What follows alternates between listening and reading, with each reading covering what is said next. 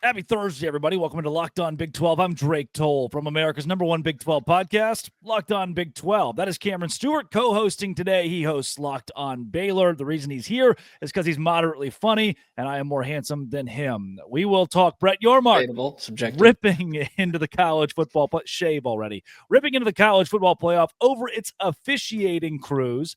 Also, Mark Harlan, the Utah AD, went in front of a podium and a microphone and did not say that his school would no longer like to be in the Big 12. Instead, quasi-apologize. There was no I'm sorry, but he walked his comments back from November. And Big 12 basketball, it's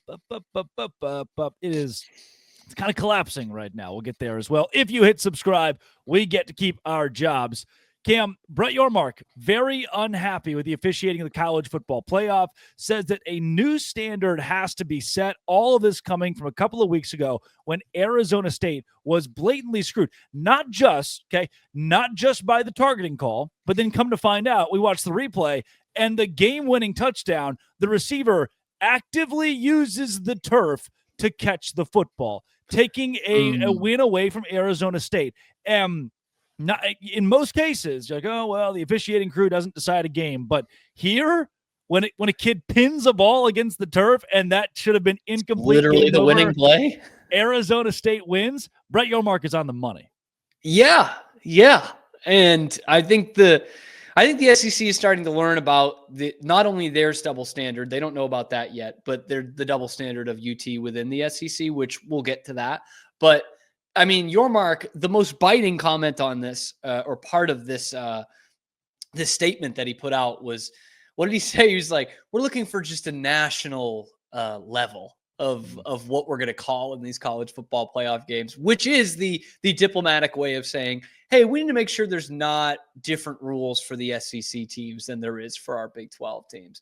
And they did kind of the referees in that game got kind of a bone for a long time for a couple of weeks here, because we all remember the non-targeting call that should have been called. And then we come to see, oh yeah, the touchdown that literally decided the game shouldn't have counted either.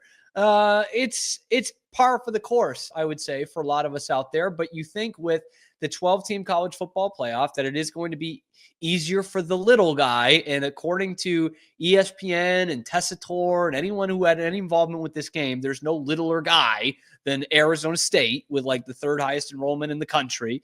Just plucky little Arizona State from that little farmers conference in the Big 12. The 12-team college football playoff was supposed to even the playing field for them. And we have yet to see it.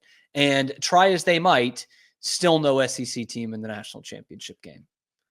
Direct quote from Yormark: as a member of the College Football Playoff Management Committee, I have had multiple discussions seeking clarity surrounding the targeting call on Arizona State's final drive of the fourth quarter with Richard Clark. He's told Brett, this is per Brett McMurphy, moving forward, we need to address the CFP officiating to ensure national standards are developed. These standards will be crucial to the CFP's future, and I look forward to discussing them with my fellow committee members when we meet next. He didn't just go after this game. He said the entirety of the college football playoff committee needs to address the entirety of their officiating crew because it's not up to par. Imagine being the top tournament in America, in American collegiate sports, and still not being able to get the damn officials right.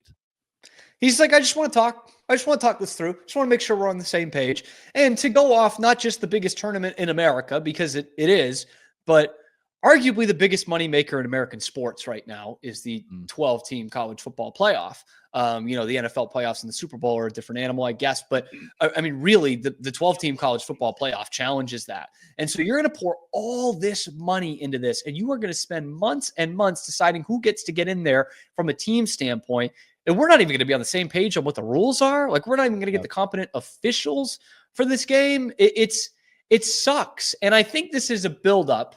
I mean, as most Big 12 fans feel, right? I think this is a buildup from Yormark, too, of we went through this whole year of you guys talking about how our conference isn't good enough, and how great the Big 10 and the SEC are, and how this team with 2 more losses than our team should get in because of X, Y, and Z. And then you're going to pull this crap. Then we actually get out there on the field and we strap on the helmets, we strap them on, and we play a damn good game and should be taking Texas out. And this is what you're going to pull on us. Like, it is a buildup of a lot of different things to where Brett Yormark of the Big 12 is just like, you know what? I'm sick of this.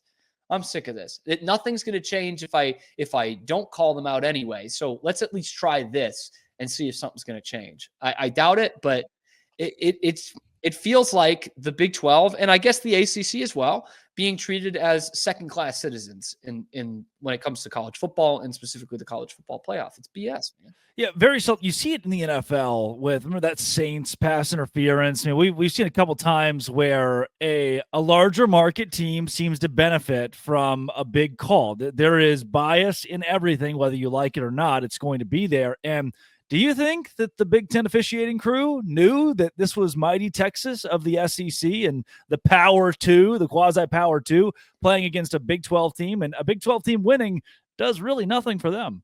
I think they had an idea. Specifically because the other side of the bracket was that Rose Bowl game, which a lot of people thought were the 2 best teams left, right? Ohio State and Oregon.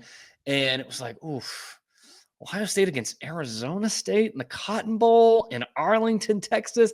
What can we do here? And this goes back to my point of there's not just a double standard for the SEC, but going within that, there's the double standard for Texas. And I think the SEC schools are going to start to figure that out. Remember, we'll take you back to October, the biggest game in the history of college football ever, Georgia versus UT in Austin.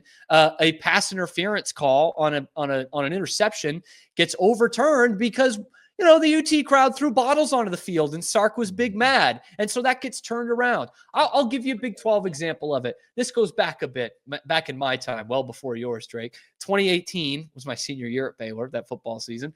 And Baylor, Jamison Williams had a pick in the end zone that was overturned. They said he used the ground. He did not.